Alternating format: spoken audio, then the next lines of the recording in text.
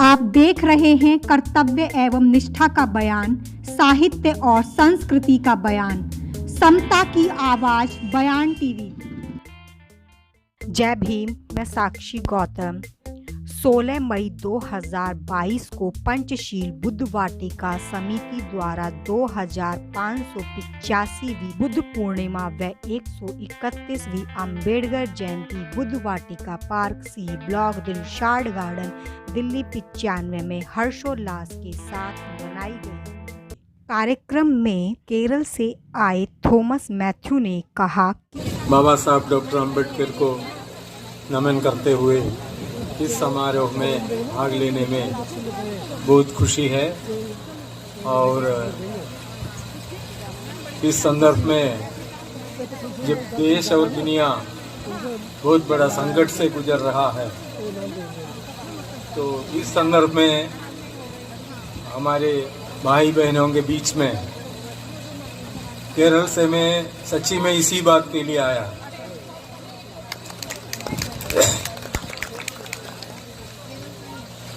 बुद्ध जयंती के अवसर पर मेरे ख्याल में करीब 20-25 साल पहले मैं इधर ही था। इससे बड़ा पार्क था ये, तो इतना तो मेरे को याद है। उस टाइम तो शायद चीफ गेस्ट हमारे रामविलास पासवान जी थे। उस टाइम भी बुद्ध जयंती तो मई में ही होता है, हमको याद है। उस टाइम भी मैं इतना पीछे जाने का जरूरत नहीं है। और जब दिलशाद गार्डन है उस इलाके में के बारे में जब बोलता है, हम लोगों का अम्बेडकर सेंटिनरी तो 91-92 का ही रहा है। उससे पहले ही अम्बेडकर विचार मंच इधर ही बना था। उसमें से विश्वास साहब हमारे कुलीग थे एक सर्विस में। विश्वास साहब उसका अध्यक्ष भी रहा है, आप लोग सब जानते हैं। बाकी सीनियर साथी कुछ लोग तो इसमें होगा ही, तो मैं ज़्यादा इतिहास में जाए, बारिश का भी संभावना है, आज ज़्यादा इतिहास में नहीं जाते हुए बाबा साहब का फॉलोअर अम्बेडकराइट्स बनने से पहले मैं तो बताना चाहता हूँ, केरल का होने की वजह से हम तो कम्युनिस्ट पैदा हुआ है। केरल में कम्युनिस्ट पैदा होना कोई बड़ा बात नहीं है, कोई मूवमेंट से ही आया है। बाबा साहब का जो मूवमेंट घनश्याम जी ने हमारा जमाने में लेके आया है। बाबा साहब का तो हम लोगों ने किताब में पढ़ा है। घनश्याम जी ने लेके आया तो इमरजेंसी का 1 महीने पहले ही मैं ज्वाइन किया है, दिल्ली में ही ज्वाइन किया है। सेंट्रल सेक्रेटरीट सर्विस ही रहा है, तो पूरा सर्विस इधर ही करने का मौका मिला है। तो घनश्याम जी बहुजन समाज पार्टी बनाने से पहले बामसप तो था ही, DS4 भी था। ये सारे ट्रेडिशन से हम लोगों का ये हुआ है। और बाबा साहब का जो फंडामेंटल जो कॉन्ट्रीब्यूशंस है उसमें जाने से पहले मैं लिंक करना चाहता हूँ घनश्याम जी से ही। हम लोग तो नया जनरेशन कम्युनिस्ट बैकग्राउंड से ही हम लोगों को ये बहुत अच्छा लगा जब घनश्याम जी ने ही इंडिया के अंदर ये बोला, कम्युनिस्ट विजन का ये सीधा मतलब है वर्किंग क्लास मजदूर वर्ग सत्ता लेंगे और समाजवाद लाएंगे। ये इंडिया के कम्युनिस्टों ने यह बात पहले कभी नहीं किया, अभी भी कर रहे हैं कि नहीं मेरे को नहीं पता, सत्ता लेने का। और घनश्याम जी ने बोला सामाजिक परिवर्तन का चाबी राजनीतिक सत्ता है। बाबा साहब ने थियोरी कंसेप्ट ये सब बता दिया था। बाबा साहब का हमने बाद में पढ़ा है तो बहुत साफ लिखा है, गवर्निंग क्लास और गवर्नड क्लास में डिवाइड किया है। और बहुत साफ करके बोला है गवर्नड क्लास, शूद्र एंड अनटचेबल, ये सब हमने बाद में पढ़ा है। शूद्र एंड अनटचेबल को गवर्नड क्लास बोला है, गवर्निंग क्लास को ब्राह्मण प्लस बोला है। ट्रेडिशनली ब्राह्मण ठाकुर था, बाद में वो ब्राह्मण बनिया बन गया। तो अभी तो ये ग्लोबल हो गया मामला। ग्लोबल ब्राह्मण बनिया, ये सब बहुत मुश्किल हो जाएगा। मैं उधर नहीं जाना चाहता हूँ। वो साफ किया था, गवर्नड क्लास को, शूद्रा और अनटचेबल को गवर्निंग क्लास बनना है। तो उस जमाने में आजादी का लड़ाई और बहुत तरह तरह का लड़ाई लड़ने पड़ा बाबा साहब तो कंसेप्ट। और बुद्ध को कब स्वीकार करता है? 1956 में नेहरू का गवर्नमेंट से इस्तीफा देने के बाद। इस्तीफा का कारण मैं नहीं जाना नहीं चाहता हूँ। 2-3 कारण बोला जाता है। ये तो हिंदू कोड बिल वाला मामला बहुत महत्वपूर्ण है। हम लोग अध्ययन किया तो 1-2 बात और महत्वपूर्ण आया है। एक तो प्लानिंग कमीशन उस जमाने में था, अब तो वो भी खत्म कर दिया। नेहरू का जमाने में दैट वाज वेरी इंपॉर्टेंट, बाद में भी इंपॉर्टेंट रहा है। Doctor Ambedkar wanted to be the head of planning commission, क्योंकि उतने इकोनॉमिक्स तो नेहरू भी नहीं पढ़ा है। नेहरू इकोनॉमिक्स पढ़ा ही नहीं है। डॉक्टर अंबेडकर का पीएचडी इकोनॉमिक्स में था। प्रॉब्लम ऑफ द रूपी के बारे में कोलंबिया यूनिवर्सिटी का पीएचडी है इकोनॉमिक्स का। पहले इकोनॉमिक्स का पीएचडी था लॉ में हायर क्वालिफिकेशन लंदन से लिया है। फिर डीलिट साइंस का जर्मनी से लिया है, पोस्ट डॉक्टरल पीएचडी लेवल का। इस तरह का बाबा साहब ने प्लानिंग कमीशन का, वो नेहरू नहीं देता सबको। और बहुत राजनीति किया है। और कश्मीर के बारे में, ये 3 मुद्दे के ऊपर डॉक्टर बाबा साहब अम्बेडकर ने रिसाइन किया है। निकाला नहीं है, निकालने का हिम्मत नहीं है। चलो, मैं ऐसा बोल के मेरा भाषण तो बहुत लंबा चलता रहा। अभी तो कट शॉर्ट करना है। तो जब बाबा साहब अम्बेडकर के बारे में, हमारे जैसे हम लोग तो अपने आप को मार्क्सिस्ट अम्बेडकराइट बोलते हैं, कोई दिक्कत नहीं है अभी भी बोलने के लिए। और उसमें भी ज्यादा बोलने से लंबा जाएगा। हमारा रोहित वेमुला को मारा था हैदराबाद यूनिवर्सिटी में। आप जानते हैं 2016 जनवरी 17 को। तो रोहित वेमुला, हमारा किताब वगैरह बच्चे पढ़े हैं, 91 का किताब से लेके बच्चे पढ़े हैं। वो तो सब 92 के हो सकता है, 92 वाला पैदाइश हो, जो भी है। मिलीनियल तो अभी आ रहा है ना। तो वो लोग तो अपने आप को अम्बेडकराइट मार्क्सिस्ट बोलते थे। इतना ही फर्क है हम लोगों के बीच में। हैदराबाद वाला है, ये तो मार्क्सिज्म कोई दूर की बात नहीं है। मैं केरल वाला है तो कम्युनिज्म कोई दूर की बात नहीं है। दिल्ली में ही इधर के सीनियर लोग जानते हैं, नंदलाल जी, हमारा तुलसी राम जी का सबसे नजदीक का नंदलाल जी के बेटे, अभी भी हम लोगों के हम साथ है, इसी कमेटी में भी है हर्ष गौतम जी, नंदलाल जी के बेटा है, वो भी इस कमेटी में भी है। हम लोग तो सब, तो नंदलाल जी जैसे साथी कम्युनिज्म और अम्बेडकरिज्म को मिलाने में दिल्ली के अंदर सबसे बड़ा योगदान उन्हीं का है। तो अब 21वीं सदी आ गया है। हम लोग भी 20वीं सदी का एंड में, अम्बेडकर सेंटिनरी 30 साल पहले, वो 21वीं सदी में आ गया है। आज ही कई दिन पहले, कई साल पहले हम लोग सोचने लगा, भाई 20वीं सदी के बारे में आप लोगों में कुछ लोग तो सुने होंगे। 20वीं सदी के बारे में बर्ट्रैंड रसल ने बोला था 20वीं सदी लेनिन और आइंस्टीन का है करके। लेनिन तो कम्युनिस्ट मूवमेंट का बड़ा लीडर था, आइंस्टीन तो साइंटिस्ट था। 20वीं सदी को 2 लोगों का नाम में कर दिया तो 21वीं सदी, हमारे साथियों ने पहले भी बोलता था 21वीं सदी बाबा साहब का सदी है। आज शायद मैंने ये थिंकिंग मेरा आज दिमाग में आया, 21वीं सदी हम लोग बोल सकता है डॉक्टर अंबेडकर का और नेल्सन मैंडेला का। नेल्सन मैंडेला को मंडल कमीशन का टाइम में बाबा साहब इधर आया था, हम लोग भारत रत्न दिया था इंडिया में। इंडिया का बाहर का आदमी को पहले भारत रत्न नेल्सन मैंडेला को दिया है। तब इन लोगों ने बोला था वो मंडल का कोई भाई है, इसलिए भारत रत्न दिया है। मंडल भी उसी टाइम भारत रत्न डॉक्टर अंबेडकर का भारत रत्न भी साविदा अंबेडकर जी ने स्वीकार किया था। विश्व गुरु बुद्धा ही है, तो सबसे पहले का दुनिया का रिलीजियन बुद्धिज्म है। बुद्धिज्म में से दुनिया का यूनिवर्सलिस्ट रिलीजियंस बुद्धिज्म, क्रिश्चियनिटी और इस्लाम ये माना जाता है। डॉक्टर अंबेडकर हिंदुइज्म के बारे में, ब्राह्मणवाद के बारे में जो बोला है, डिटेल्स में मैं नहीं जाना चाहता हूँ, उस तरह का चर्चा का भी अभी जरूरत नहीं है। वे एक बात और करता हूँ, अभी वो करने का जरूरत पड़ रहा है, क्योंकि ये बुद्ध कर्म भूमि भी है। सिर्फ बुद्ध जन्म भूमि नहीं है, बुद्ध कर्म भूमि भी है। डॉक्टर अंबेडकर ने अपना इंग्लिश का थर्ड वॉल्यूम है, वो हिंदी में 2 वॉल्यूम बन के आ गया होगा।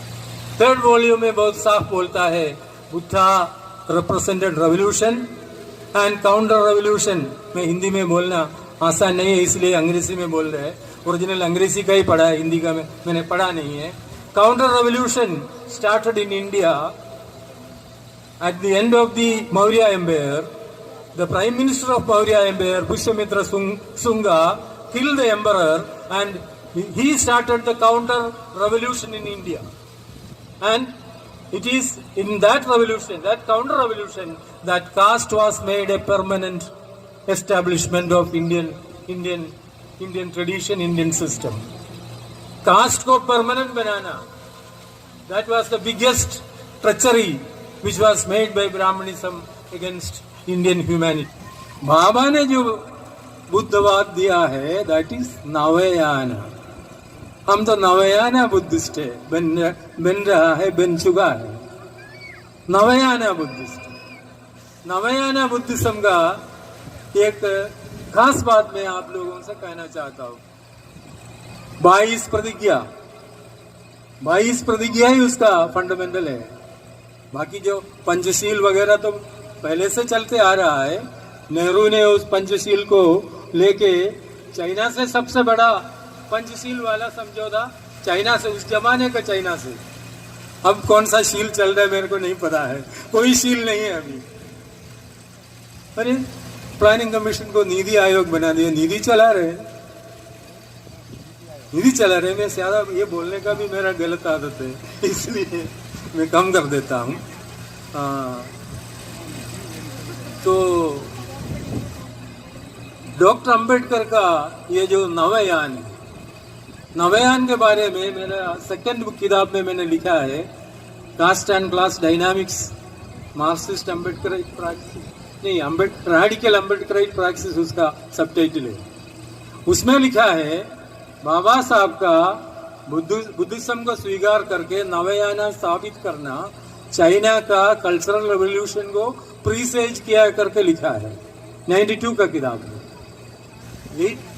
2007 का मेरा लास्ट किताब है, गवर्नमेंट से रिटायर होने के बाद अभी तक कोई किताब नहीं निकला, 2009 में रिटायर हुआ है।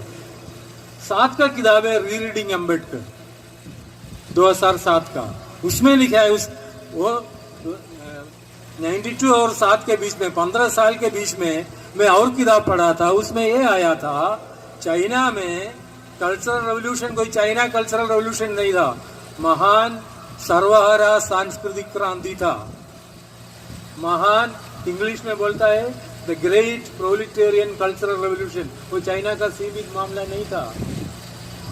92 में लिखा था बुद्धिज्म को इंडिया में स्वीकार करके नवा बुद्धिज्म को बनाना चाइना का कल्चरल रेवोल्यूशन को प्रीसेज का मतलब तो कुछ एंटिसिपेट किया है, हो सकता है शब्द मीनिंग वही लिखा था। मगर 2007 से पहले मैंने वो किताब पढ़ा, कल्चरल रेवोल्यूशन के बाद चाइना का कल्चरल रेवोल्यूशन में बुद्धिज्म को उधर इन्वोक किया गया था, उसके ऊपर किताब लिखा गया इंडिया में लिंक करते हुए उधर इन्वोक करना। और क्योंकि सोशलिस्ट रेवोल्यूशन या कम्युनिस्ट रेवोल्यूशन के बाद एक देश के अंदर, इतना बड़ा महान देश के अंदर एक सर्वहारा सांस्कृतिक क्रांति का जरूरत पड़ा, तब तो ये बुद्धिज्म छोड़ के और कोई इसम, ये नवयाना छोड़ के और कोई इसम उधर काम नहीं आएगा। इसलिए most advanced religion in the world, that is Navayana Buddhism. उससे पहले सिखिज्म तो 400 साल उससे पहले का है. मोस्ट एडवांस 20वीं सदी में और कोई रिलीजन बना नहीं है.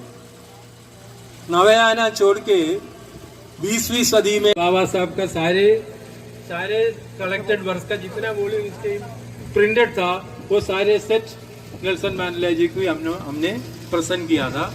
फर्स्ट वॉल्यूम ही एक कैस्केट में ये करके पर्सनली दिया था. वो बड़ा फंक्शन. अशोक होटल जाति तोड़ो समाज जोड़ो, देश हमारा राज तुम्हारा नहीं चलेगा.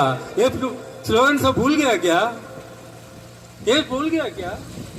देश हमारा राज तुम्हारा नहीं चलेगा. ये बोलने के लिए आज बहुजन समाज खड़ा हो रहा है. वो सिर्फ बहन जी ने वो सर्वजन बना दिया तो कोई दिक्कत नहीं है. बहन जी ने बहुजन को छोड़ के सर्वजन नहीं बनाया. गलतियां तो हो जाता है, सबका होता है, सारे मूवमेंट का होता है, सारे लीडर्स का भी होता है. तो ये जो समाज में इतना ताकत है, ये गलतियों को करेक्ट करने का ताकत भारत का समाज में जितना ताकत है दुनिया का कोई समाज में है कि नहीं, मेरे को शक है. एडवोकेट सीमा स्मृति कुशवाहा ने कहा, मानवतावादी विचारक, बुद्धिज्म को आगे बढ़ाने वाले तर्कशील व्यक्तित्व, मानवतावाद का पाठ पढ़ाने वाले पूरे विश्व को हमारे गुरु तथागत बुद्ध को हमारा बहुत बहुत नमन. बौद्ध धर्म का बाबा साहब के द्वारा अडॉप्ट करके एक्चुअल में किस तरीके से संविधान में उनके सिद्धांतों को आगे बढ़ाना है, तो बाबा साहब को नमन करती हूँ मैं कि उन्होंने इस बुद्ध धर्म की विचारधारा को आगे बढ़ाया. मानवर साहब कांसीराम जी, जिन्होंने व्यवहारिक रूप से धरातल पर शोषित, पीड़ित, वंचित लोगों की आवाज को एकजुट करके बहुजन समाज पार्टी बनाई. उससे पहले आंदोलन जो बनाया, आंदोलन खड़ा किया, जो मिशन मूवमेंट खड़ा किया, उनको मेरा नमन. और साथ ही साथ इस कार्यक्रम के सभी आयोजकों का मैं तहे दिल से शुक्रिया अदा करती हूँ कि आज मैं देख पा रही हूँ कि आपका मैनेजमेंट और आपका पूरा भीड़ बहुत ज़्यादा मायने नहीं रखती है, लेकिन मैं समझ पा रही हूँ कि आपका पूरा मैनेजमेंट, बच्चों को हमसे इंटरेक्ट कराना, ये पूरा आपका जो आयोजन है ये बहुत ही सफल आयोजन है मेरी निगाह में. और इस तरीके के आयोजन होते रहने चाहिए. ये यहाँ पर जिस तरीके से मैं देख रही हूँ, हमारे सभा में विजेंद्र जी बैठे हुए हैं, इधर पदम भाई हैं, उधर हमारे विधानसभा अध्यक्ष जी बैठे हुए हैं, बीएसपी के हैं, बहुत सारे हमारे पदाधिकारी बैठे हैं. नीलम जी, मैं इनका शुक्रिया अदा करती हूँ. इन्होंने करीब 1 महीने पहले स्वयं के थ्रू मुझसे बात की कि मैम आपको आना है. वहाँ पर आर्मी से रिटायर्ड हमारे ऑफिसर बैठे हुए हैं. अभी कुछ दिन पहले आपसे मुलाकात हुई थी. और साथ में ही हमारे जितने भी इन बच्चों को आज सम्मान दिया गया और उनकी माताएं, उनके पिताजी, आप सभी का मैं बहुत बहुत शुक्रिया अदा करती हूँ. अभी आपने स्वयं अम्बेडकर को सुना, उससे पहले मैथ्यू सर को सुना, हमारे बुजुर्ग दादाजी की उम्र के आपने बहुत सारी बातें कही, पदम भाई को सुना. देखिए, बहुजन विचारधारा या तथागत बुद्ध की विचारधारा या बाबा साहब भीमराव अंबेडकर जी के द्वारा लिखित संविधान की विचारधारा या मानवर साहब कांसीराम जी की विचारधारा, ये कुछ भी अलग नहीं है. लेकिन जो अलग था, जो इस देश की करीब 90% आबादी को शोषित, पीड़ित, वंचित बना के रखना चाहता था, वो सब कुछ अलग था. सिमिलरिटी एक ही है कि जो शोषित, पीड़ित, वंचित है उसके साथ भेदभाव नहीं होना चाहिए, उसको संविधान के अनुसार इक्वल लेवल पे ला करके खड़ा कर देना चाहिए. कार्यक्रम में मेधावी विद्यार्थियों को एडवोकेट सीमा स्मृति कुशवाहा ने पुरस्कृत भी किया. साथियों, आपको ये वीडियो कैसी लगी हमें नीचे दिए गए कमेंट्स बॉक्स में लिखकर ज़रूर बताएं। बाकी साहित्यिक और सांस्कृतिक खबरों में बने रहने के लिए सब्सक्राइब करें हमारा चैनल। बहुत बहुत शुक्रिया।